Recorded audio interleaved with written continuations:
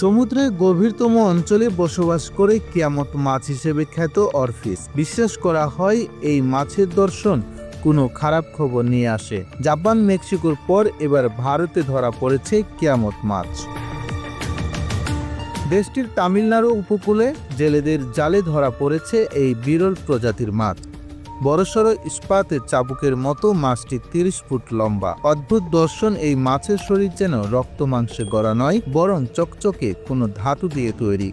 অস্বাভাবিক বড় বড় চোখ ভয়ের উদ্রেক করে। ভিডিওতে দেখা যায় জেলেরা মাছটিকে ধরে নৌকায় তুলে পাটাতনে সাজিয়ে রেখেছেন।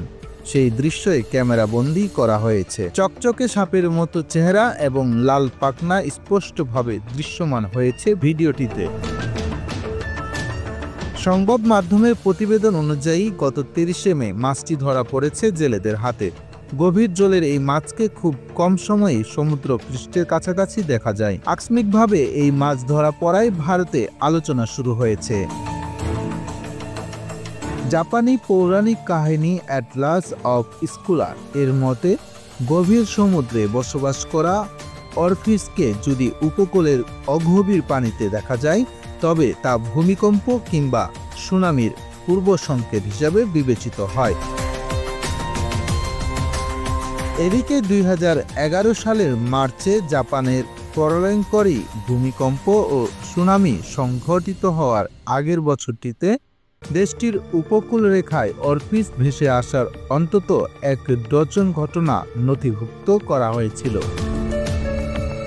জানা গেছে, ভূমিকম্পের আগের টেকটনিক আন্দোলন অরফিসের মতো প্রজাতিগুলোকে মারাত্মকভাবে প্রভাবিত করে। এমনকি এই ধরনের কম্পনে মাছগুলোর মৃত্যু ঘটে। যখনই এই ঘটনা ঘটে, তখন গভীর পানির এই মাছ উপকূলে ভেসে আসে।